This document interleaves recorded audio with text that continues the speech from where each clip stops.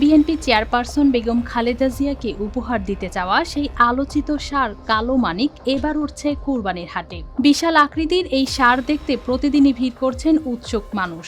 ৪৫ মণ ওজনের ফ্রিজিয়ান জাতের ষাঁড়টির দাম হাঁকা হয়েছে ২২ লাখ টাকা। ভুসি, খৈল, খড় আর সবুজ ঘাস খাইয়ে দীর্ঘ কয়েক বছর ধরে যত্নে লালন পালন করা হয়েছে কালো মানিককে। বিশাল শরীরে এই ষাঁড়টি এখন প্রায় ১২ ফুট লম্বা ও ৬ ফুটের বেশি উঁচু। গরু এই মির্জাগঞ্জ, পটুয়াখালী, বরিশালে এত বড় গরু কেউ হয় নাই। এই গরু আমিও পালি, কিন্তু আমিও এত বড় গরু দেখি আমার ফার্মেও হয় নাই। পটুয়াখালীর মির্জাগঞ্জ উপজেলার উত্তর ঝাটিবুনিয়া গ্রামের কৃষক সোহাগ মৃধা শখ করে গরুটির লালন পালন করেন। নিজের প্রিয় নেত্রী বেগম খালেদা জিয়াকে উপহার দেওয়ার ইচ্ছা থেকে শুরু হয়েছিল এই গল্প। পরে ঢাকায় গিয়ে তিনি কালো মানিক উপহার দিলে বেগম খালেদা জিয়া সেটি আবারও সোহাগ মৃধার ছোট ছেলে জিসান মৃধাকে ফিরিয়ে দেন, যাতে গরুটি বিক্রি করে স্বাবলম্বী হতে পারে পরিবারটি। নেত্রী বসে গরুটি আমি গ্রহণ করেছি এবং আমি পেয়েছি। তোমরা বেশি বড় লোক না, মধ্যবিত্ত ঘরের, আমি গরুটা তোমার এই ছেলে জাইয়ান মের্দাকে উপহার দিয়ে দিলাম এবং তুমি এলাকায় নিয়ে এই বছরও যদি পারো তুমি বিক্রি করো এবং তুমি স্বাবলম্বী হও, আরো বড় আকারে তুমি ফার্ম করো।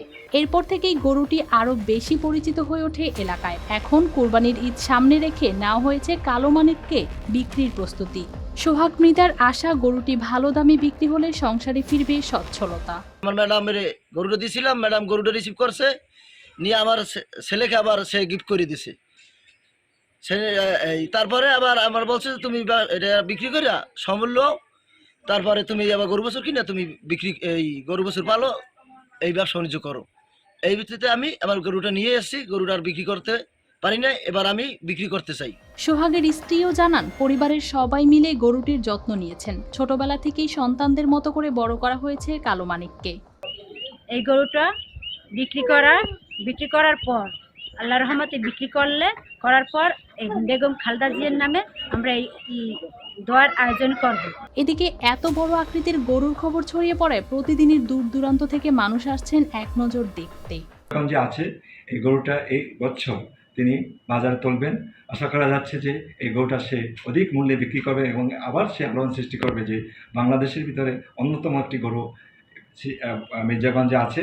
আমি সোহাগ মৃধাকে ধন্যবাদ জানাই। প্রাণী সম্পদের বিভাগ থেকে এরকম আরও উদ্যোক্তা সৃষ্টি হয় যেন তাকে দেখা দেখি। অনেকের কাছে কালো মানিক এখন শুধু একটি গরু নয়, বরং আলোচিত এক গল্পের নাম। News desk, RTV।